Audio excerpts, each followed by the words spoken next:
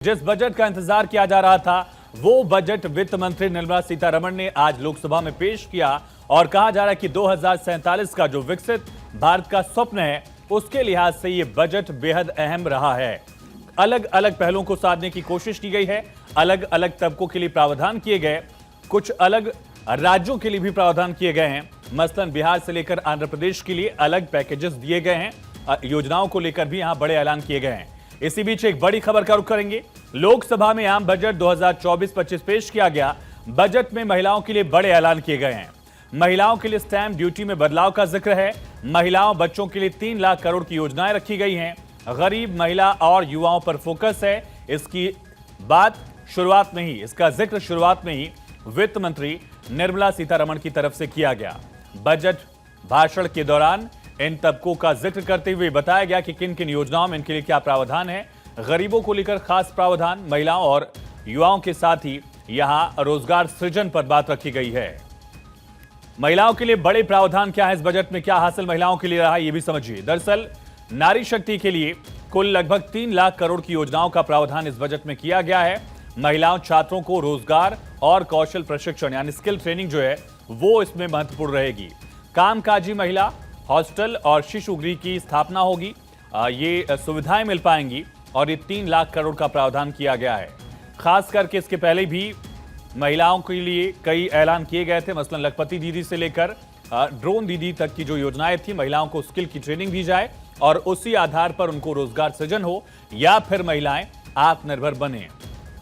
महिलाओं के लिए क्या बड़े ऐलान, क्या प्रावधान रहे, इसका जिक्र भी कर देते हैं।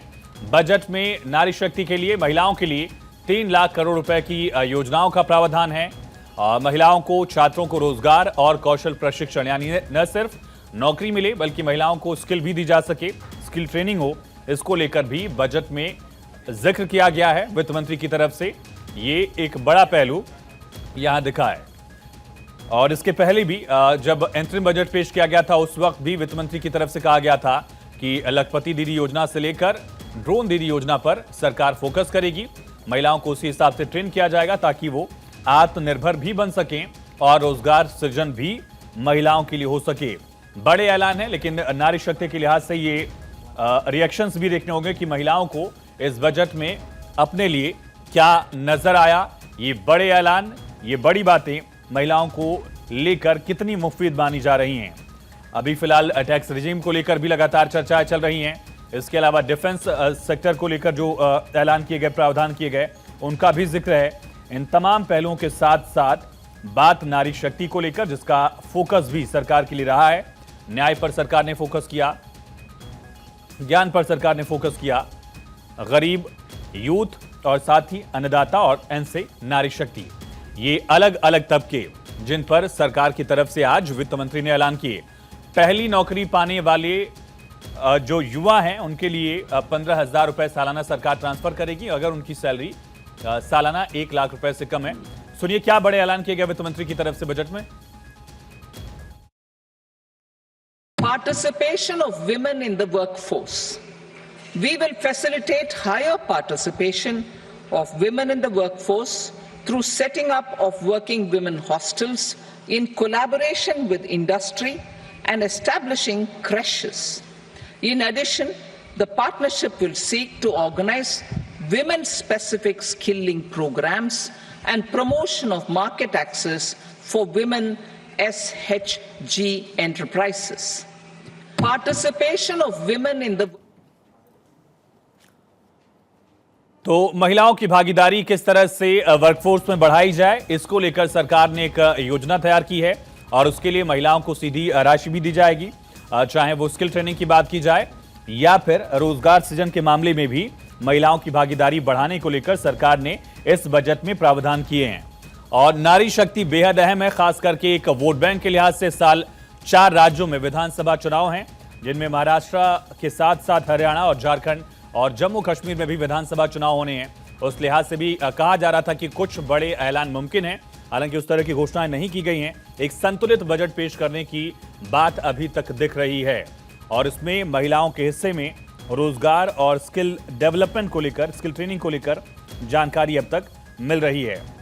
एजुकेशन लोन को लेकर भी सरकार ने ऐलान किया है खास प्रावधान किए गए हैं। दो एनडीए के जो पार्टनर्स हैं, टीडीपी और जेडीयू की जो सरकार है, बिहार से लेकर आंध्र प्रदेश में, उस दोनों राज्यों के लिए इस बजट में ऐलान किया गया। दोनों सहयोगियों की तरफ से इस पर खुशी जाहिर की गई है, जबकि विपक्ष इस मुद्दे पर हमलावर भी है।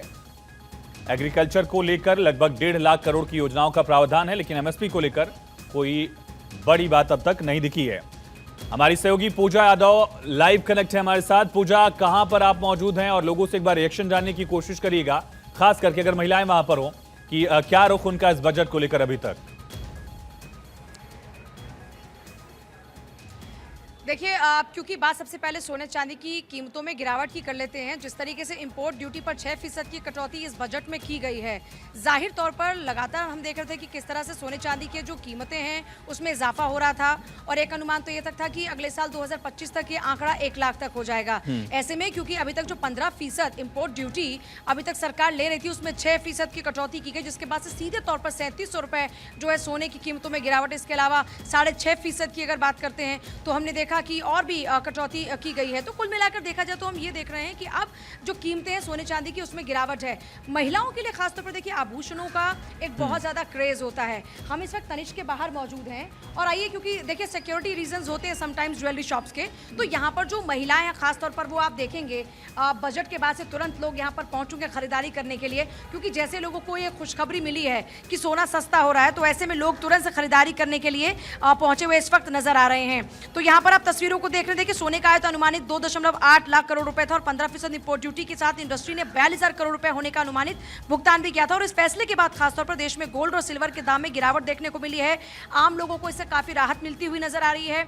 और क्योंकि महिलाओं की देखिए बात करते हैं, आपने कहा कि महिलाओं से बातचीत की कोशिश कीजिएगा, एक बार कोशिश करते हैं। सोने चांदी की कीमतों में कटौती हुई है, आप जान रहे हैं इंपोर्ट ड्यूटी 6% कम कर दी गई।